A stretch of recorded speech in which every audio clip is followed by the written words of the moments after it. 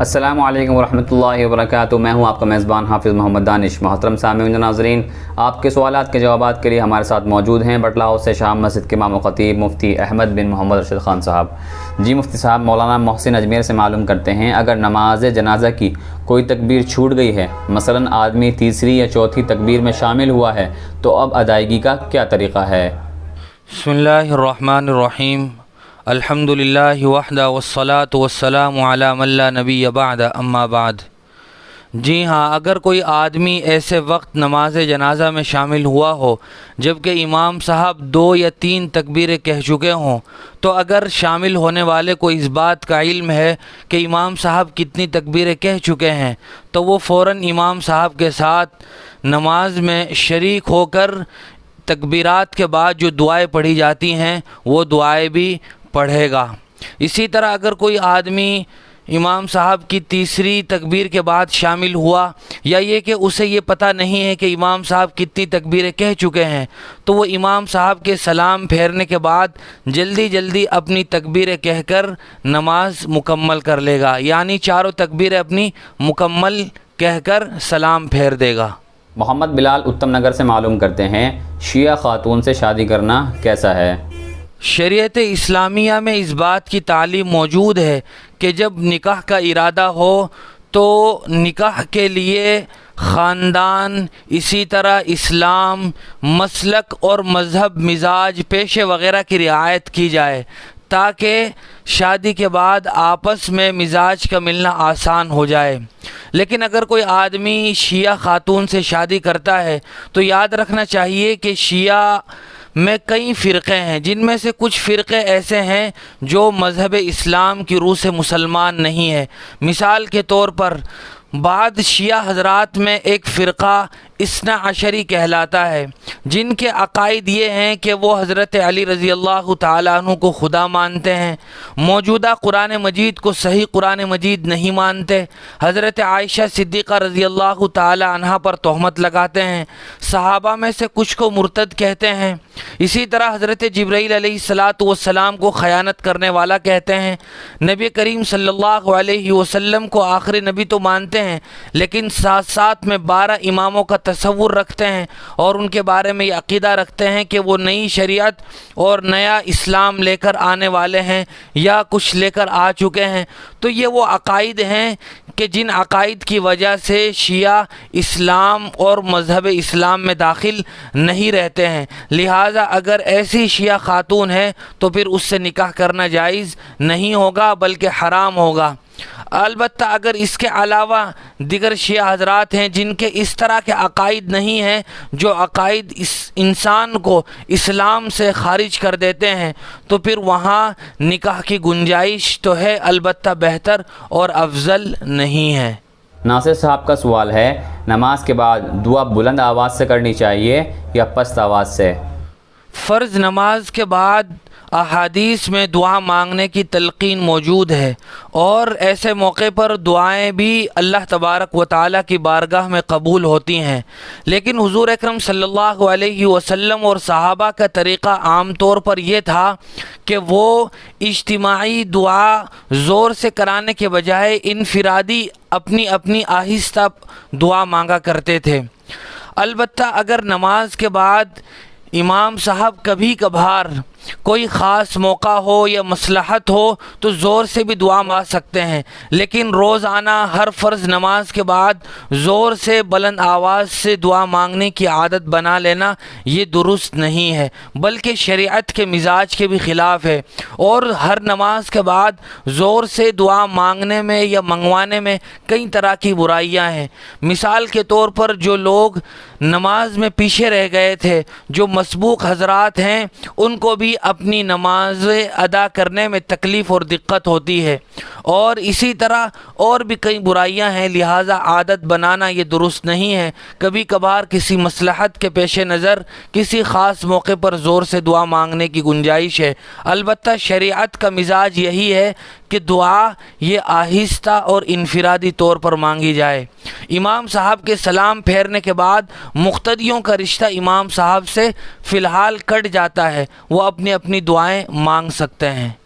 ایک صاحب کا سوال ہے، بعض لوگ نکاح سے پہلے پانچوں کلمہ اور ایمان مفصل اور ایمان مجمل پڑھواتے ہیں، اس کا کیا حکم ہے؟ نکاح کے موقع پر پانچوں کلمے پڑھوانا، اسی طرح ایمان مفصل، ایمان مجمل وغیرہ پڑھوانا، یہ احادیث سے، صحابہ اکرام سے، تابعین سے، طب تابعین سے ثابت نہیں ہے۔ ہاں البتہ اگر کوئی آدمی نیا مسلمان ہوا ہو، یا یہ کہ کوئی آدمی ایسا ہو جس کے بارے میں، عقائد کے بارے میں کچھ شک و شبہ ہو، تو گواہی کے طور پر نکاح کے موقع پر یہ کلمات پڑھوائے جا سکتے ہیں۔ لیکن جب کوئی آدمی پہلے سے مسلمان ہے اور اس کا مسلمان ہونا بالکل ظاہر ہے، تو پھر اس طرح ایسے موقع پر کلمے پڑھوانا یہ شریعت سے ثابت نہیں ہے۔ محترم سامعین و ناظرین، گزشتہ روز جو سوال آپ سے پوچھا گیا تھا کہ حضور صلی اللہ علیہ وسلم کی کتنی بیٹیاں ہیں اور ان کے کیا کیا نام ہیں، تو صحیح جواب ہے حضور صلی اللہ علیہ وسلم کی 4 بیٹیاں ہیں، حضرت ام کلثوم، حضرت زینب، حضرت رقیہ، حضرت فاطمہ رضی اللہ تعالی عنہا، اور جنہوں نے صحیح جواب دیے ہیں ان کے نام آپ کے سامنے پیش ہیں۔ عائشہ عفت گلبرگہ، معین الاسلام، محمد سعود عالم ناگلوئی، محمد افتخار ضلع بستی، عنایت اللہ مدراسی، سلمان نسیم، سہیل خان پاشا مہاراشٹر، خلیل خان، فرحین عبداللہ لونی غازی آباد، فہد بن عبدالاحد پالنپوری، ارشد علی بٹلہ ہاؤس، معاذ بن محمد ارشد، مولانا آزاد قاسمی، محمد علی کوچپاری، محمد شہروز۔ اور آج کا سوال یہ ہے کہ آپ صلی اللہ علیہ وسلم حضرت عائشہ کو کیا کہہ کر بلاتے تھے؟